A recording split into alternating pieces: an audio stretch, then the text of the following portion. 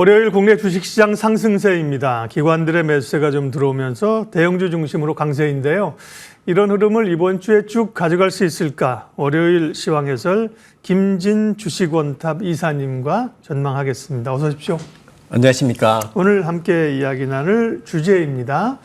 지난 주말에 미국에서 이제 PPI는 생각보다 잘 나왔고요. 테슬라가 로보택시 공개하면서 이제 급락을 했죠. 그에 따른 국내 2차 전지 영향 또 새로운 대안은 무엇이냐가 주제입니다.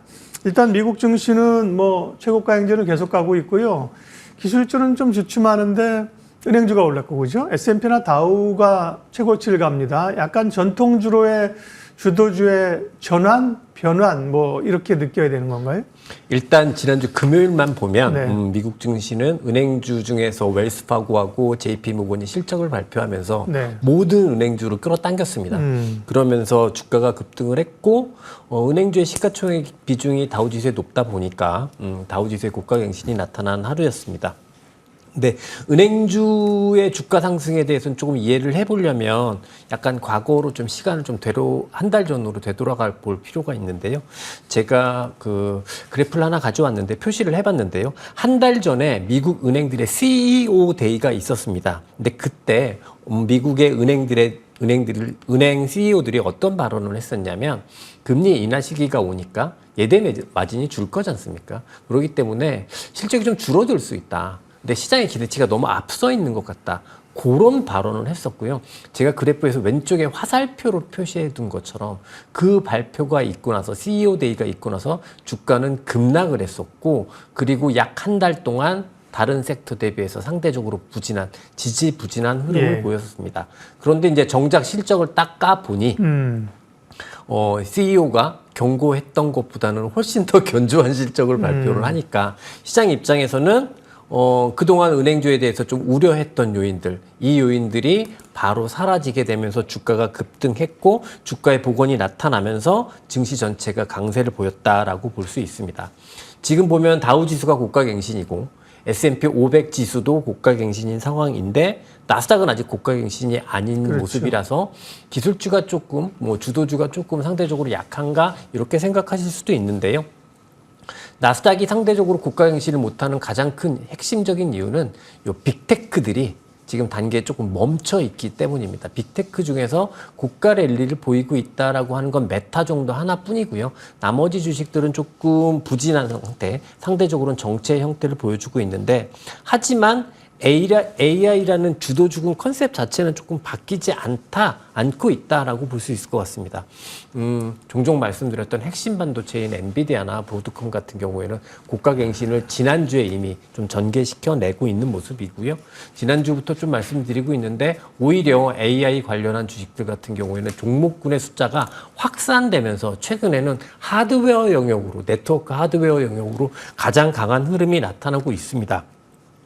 반면에 실질적으로 비주도주군 중에서 이렇게 강력한 상승 전환이 어디에 있나라고 보면 앞서 보여드렸던 은행주 정도가 다인 것 같고요. 그렇다라고 보면 지수에서 보면 나스닥이 상대적으로 좀 약세여서 기술주가 좀 약세인 듯 보이지만 요거는 빅테크가 조금 부진해서인 것 같고 오히려 주도주군의 흐름은 종목별 상승세를 더 확장시켜가면서 긍정적인 흐름을 보여주고 있다라고 볼 수 있고요.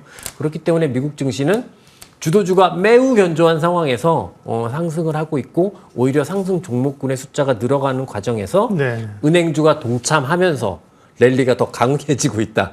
이렇게 보는 게 더 맞을 것 같습니다. 그러니까 주도주는 여전히 빅테크 AI 쪽에 중심이 있다. 네, 그렇습니다. 그 말씀입니다. 테슬라가 로보택시를 공개를 했는데요. 주가가 이제 급락을 했습니다. 물론 사실은 시장의 영향은 엔비디아가 훨씬 크죠. 테슬라보다는. 그렇습니다. 그럼에도 불구하고 테슬라가 이제 급락하면서 조금 심리적으로는 부정적이 됐는데 미국 시장에 미치는 영향 또 국내 기업들에게 미치는 영향은 어떻게 해석하세요? 일단 테슬라 같은 경우 국내 투자가분들이 가장 많이 가지고 계시는 해외 주식 중에 하나라고 합니다. 중에 하나죠. 예, 중에 하나라고. 최고인 줄 제일 많이 가지고 있다고 얘기하시는 줄 알고 있는데 그건 아닌 거예요. 요즘 엔비디아 제일 많이 가지고 있지 엔비디아 제일 않을까요? 많이 가지고 계시고요. 네. 그 중에 하나라고 이제 알려져 있는데요. 하지만 지난 한 1년 반 동안의 주가 퍼포먼스를 보면은 테슬라가 주도주이다라고 보기는 조금 어려울 것 같아요. 그렇죠. 왜냐하면 워낙 주가가 부진했었기 때문에요. 하지만 테슬라가 하고 있는 모든 산업은 사실은 이 AI하고 다 연결이 되어 있는 산업이거든요. 그렇기 때문에 언제 어디서든 이제 주가가 모멘텀을 받게 되고 상승하게 되면 주도주로 동참을 할 수는 있다라고 생각은 합니다.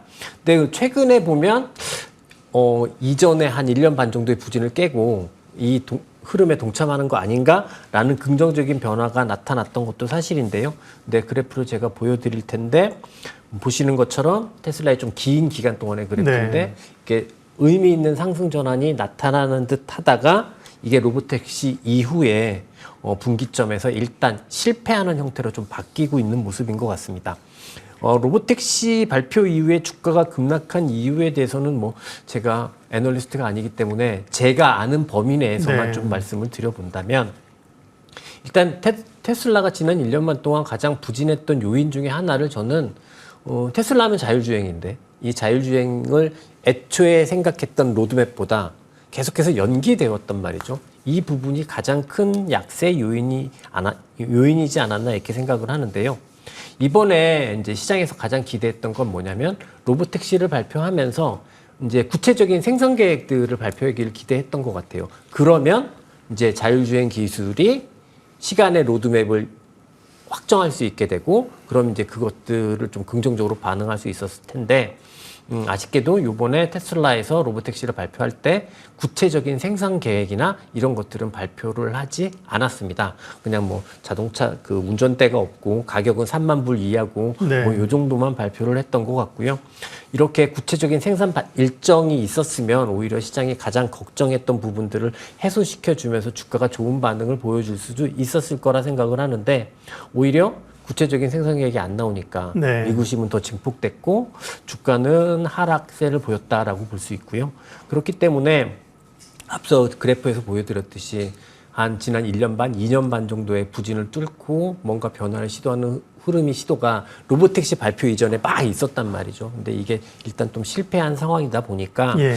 현재 시장 우리나라 뭐 테슬라 많이 가지고 계신데 지금 입장에서는 또 다시 기다려야 되는 상황이 아닐까라고 보여지고 우리나라 2차 전지 입장에서는 큰 영향도 뭐 그렇게 부정적인 영향도 그렇게 긍정적인 영향도 주지 않은 모멘텀이다라고 보여지고요. 오히려 우리나라 2차 전지 관련한 주식들 같은 경우에는 이번 주 목요일 아침 6시 반에 테슬라의 실적 발표가 예정이 되어 있으니까 그거에 더 주목하시면 좋지 않을까 이렇게 생각을 하고 있습니다. 네, 일론 머스크의 로보택시 공개 행사 장면 재밌었는데 한 번 더 보여주세요. 신박합니다. 사실 일론 머스크는 아까 화면 보다가 끊겨가지고요. 네, 영상 한번 보여주세요. 그러니까 말씀하신 것처럼 테슬라가 지금 미국 시장의 어떤 핵심 주도 탑 1선에 있는 건 아니니까 그죠? 네, 그렇습니다. 시장 영향은 그렇게 크진 않. 결국은 이제 실적으로 귀결된다는 거고. 일론 머스크가 사실 트럼프 지지하고 지금 유세같이 다니기 때문에 어떻게 보면 이 지지율 이런 거에 따라서 오히려 테슬라가 좀 움직일 수 있는 영향도 있지 않나 싶어요. 그 일론 머스크의 참 쇼맨십은 대단하고 꿈도 대단합니다. 다만 이제 꿈이 현실이 되기까지의 네. 간극이 있는 거니까요. 네. 자, 미국 증시는 이렇게 돌아가면서 사상 최고치를 다시 찍고 이제 다시 달리기 시작했는데 국내 증시는 여전히 답답한 흐름입니다. 국내 증시는 뭐가 좀 돌파구가 될까요? 일단 미국 증시 상승 컨셉이 네. 우리나라에 딱 와닿는 상승 컨셉이 아닙니다. 그러니까 사실 뭐 미국 시장에 은행주가 올라서 오늘 은행주가 좀 오르는 것 같기는 합니다만 미국 은행주는 내수잖아요. 미국 내수인데 네. 뭐 우리나라 은행한테 심리적인 효과 외에 뭔가 특별한 이슈가 있는 것 같아 보이진 않고요. 저는 그래도 지난번에 나와서 우리나라 시장 좀 긍정적으로 보고 싶습니다라고 말씀을 드렸었는데 그 부분이 약간 지난주 금요일 날 조금 약해지기 시작을 했던 것 같아요. 제가 긍정적으로 바라봤던 가장 큰 이유는 2차 전지나 소재 섹터처럼 고질적으로 약세를 보였던 종목군들이 반전을 시도하고 있는 모습이 보여서 그래서 오히려 뭐 주식을 빼기로 볼 수는 없지만 마이너스 30 빼다가 마이너스 1만 빼도 좋은 거 아니냐 이런 생각에 긍정적인 생각을 했었는데요. 일단 지난주에 아직까지 우리나라 주식들은 완벽한 반전에 성공하지 못한 상황에서 단기 반등이 조금 약해지는 모습들이 2차 전지나 소재 섹터에서 좀 나타나고 있는 것 같아서 오늘 삼성전자 덕분에 지수가 강세를 보이고 있습니다만 조금 걱정되는 부분이 있는 것 같습니다.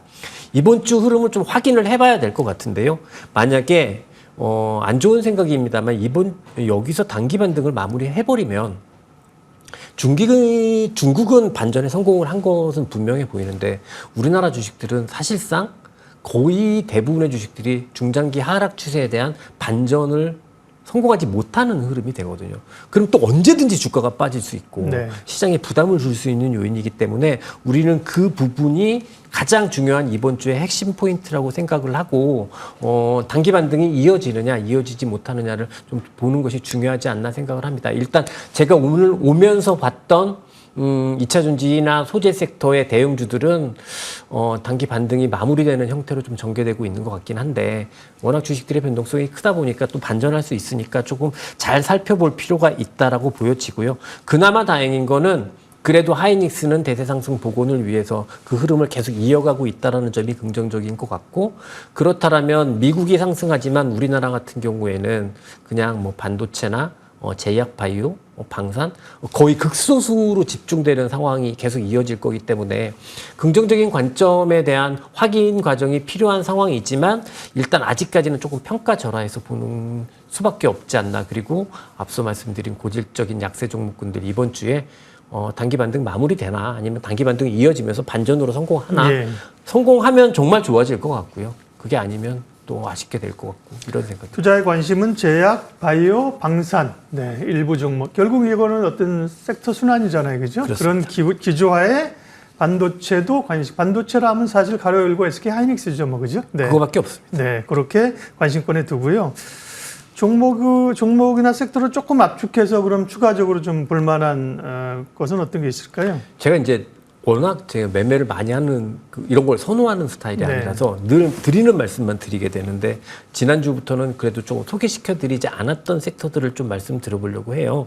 최근에 미국 시장 보면은 주도주가 지금 종목별로 지금 상승이 확산되고 있다라는 말씀을 드렸고 그 하나의 과정에서 하드웨어 쪽을 지난주에는 말씀을 드렸었는데요. 오늘은 의료용 AI에 대해서 좀 말씀을 드려보려고 합니다.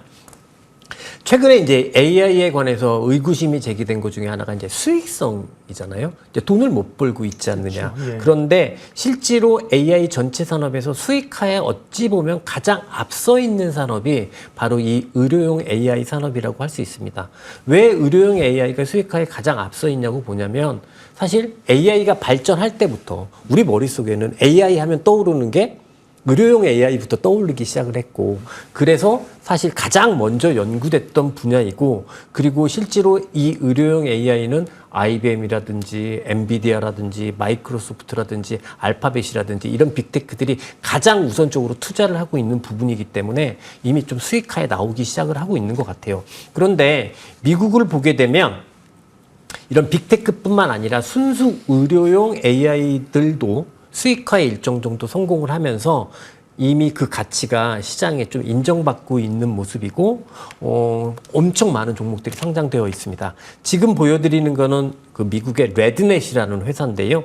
의료용 AI고 하는 비즈니스만 보면은 우리나라의 루닛이랑 똑같은 회사입니다. 네. 그런데 이 회사는 지금 보시는 것처럼 이미 견조한 우상향의 주가 추세를 보여주고 있고 시가총액이 7조에 달하고 있습니다. 원화 기준으로. 그러니까 이미 수익성도 높고 그 수익성이 기본적으로 시장의 가치로 인정받고 있다라고 보시면 될 것 같아요. 그러면 이제 미국이 늘상 그동안은 뭐 엔비디아, 빅테크 이렇게 가고 있었지만 최근에 보면서 이렇게 종목들이 넓어지고 있는 상황이거든요. 그 관점에서 AI 관련한 주식들의 확산이라는 관점에서 이 의료용 AI들도 한번 보시면 좋을 것 같고요. 우리나라에도 있죠. 이제 뭐 루닛이라는 기업도 있고 뷰노라는 기업도 네. 있고 JLK라는 기업들도 있습니다. 근데 이게 미국과 다르게 아직까지 실적으로 과시화되지 못하고 수익성이 확보되지 못하면서 거의 똑같은 일을 하고 있는데 미국은 우상향을 하고 있고 네. 우리나라는 여전히 계속해서 부진을 보이고 있는 상황입니다. 이 수익성이 확보되지 못하는 이유가 뭐 사실 기술적인 문제일 수도 있겠지만 저는 어떤 그 나라의 환경 의료용 AI에 관련한 환경 이게 더 문제시 될 수도 네. 있다라고 생각이 들거든요. 그래서 일단 관심은 선제적으로 지금 시장에서 가치를 인정받고 있는 미국 쪽의 의료용 AI에 좀 관심을 가져주셨으면 좋겠다 생각이 들고 우리나라 같은 경우에는 조금 지금의 부진이 탈출될 때 그때 관심을 가져주시면 좋겠다 이런 생각을 해봅니다. 조금 전에 보이신 미국의 레드넷이라는 기업은 시총이 우리 돈 기준으로 7조라 그러셨죠? 네. 예, 우리 루닛은 1조 2천억이니까 그죠? 예. 그 갭 차이가 있는 거지요. 그런데 보면 국내 AI 업체들도 그러니까 국내 시장은 제한적이지만 사실은 미국 진출 많이 하려고 노력하거든요. 예. 이제 그런 기업들이 포커스를 맞춘다면 그런 그 미국 시장과 우리 시장에서의 시장에 따른 간극 예. 이런 걸 좀 메울 수 있지 않을까 싶어요. 그러니까 네. 성공을 하는 부분이 가장 그러니까요. 중요할 것 같은데 네. 그거는 제가 생각할 때는 기업의 기술 문제뿐만 아니라 예. 무슨 정치적인 문제도 있을 수 있고 제도적인 문제. 제도적인 네네. 문제도 있을 수 있고 네. 여러 가지 서포트가 좀 돼야 될 것 같다는 생각이 듭니다. 네. 월요일 한 주의 시장을 전망하면서 전략 세웠습니다. 오늘 시황해설 주식원탑 김진 이사님 함께했습니다. 고맙습니다.